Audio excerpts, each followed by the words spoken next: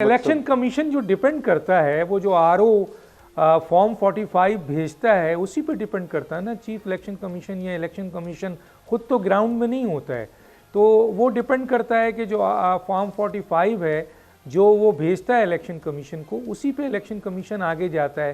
اب میں صرف ایک سیاسی جماعت کا اس وقت کوٹ کرتا ہوں, وہ ہے پی ٹی آئی. وہ ان کے جو سابق یعنی چیئرمین تھے جن کو نامزد کیا گیا تھا پھر ہٹ گئے, وہ جناب گور خان صاحب, انہوں نے کلیم کیا آج ٹی وی پہ کہ ہمارے پاس جو فارم 45 ہے, اسی طرح امیدوار بھی یہ کہہ رہے ہیں جو کوٹوں میں گئے ہیں کہ جس کے اوپر الیکشن ڈیپینڈ کرتا ہے وہ ہے فارم 45, اور ان کے پاس تقریب جو فارم 45 ہے اس کے لحاظ سے وہ کہتے ہیں تقریباً 170 پلس نیشنل اسمبلی کی سیٹیں پورے پاکستان سے ہم نے جیتی ہیں. اس پر آپ کیا کہیں گے سر؟ ڈاکٹر صاحب اس میں تو دیکھیں, میں تو یہ بتا سکتا ہوں کہ میرے جو جہاں میں اس وقت ہوں لاہور میں,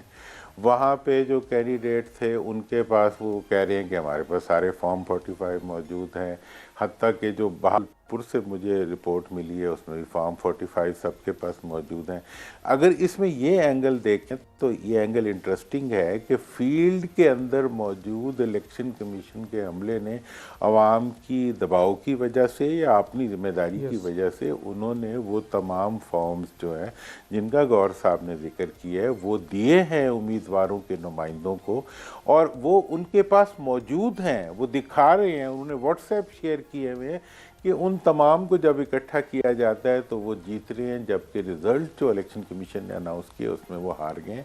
میں سمجھتا ہوں کہ یہ ایک ایسی ڈسکریپنسی ہے جو کہ مطلب ڈے لائٹ رابری کہا جاتا ہے ایسی چیز کو, کہ آپ کے پاس ایک طرف تو سارے فارمز کی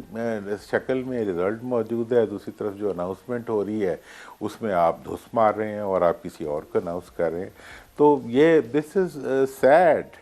اور دیکھیں یہ ڈاکٹر صاحب یہ جو الیکشنز جس میں سے ہم گزرے ہیں اس کے اندر آپ جب رزلٹ کا تحقیق کریں گے تو اس میں ایک تو جو عورتوں کی پولنگ تھی اور عورتوں کی پارٹیسپیشن تھی, خواتین نوجوانوں کی بھی سر اتنی بھرپور تھی, نوجوانوں کی سر پہلی دفعہ میں نے دیکھا ہے نوجوانوں کی سر بہت بڑی تعداد میں. دیکھیں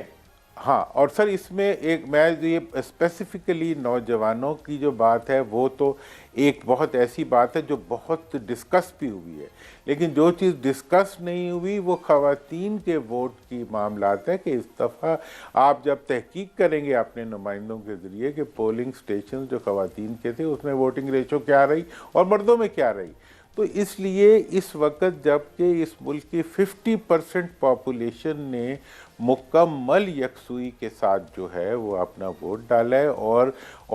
کنوکشن کے ساتھ اور اپنی مرضی کے مطابق ووٹ ڈالا ہے, جب قوم مرضی کے مطابق پارٹیسپیٹ کرتی ہے اور بالخصوص جب مائیں بہنیں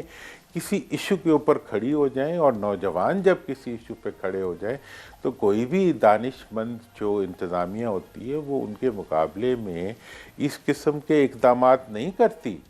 جس کے نتیجے میں کہ آپ اپنی ملک کی مطلب 50% پاپولیشن کو ناراض کر رہے ہیں, اپنے 60% نوجوانوں کو ناراض کر رہے ہیں. انہوں نے ایک اچھا کام کیا ہے, انہوں نے الیکشن کے اندر اپنی ذمہ جس کو بھی ووٹ دیا ان کی مرضی, لیکن اس کے باوجود اگر آپ ان کے اعتماد کو ٹھیس پہنچا رہے ہیں تو یہ افسوسناک بات ہوگی. بہت سبسکرائب کریں اور بیل دبائیں تاکہ کوئی خبر رہ نہ جائے.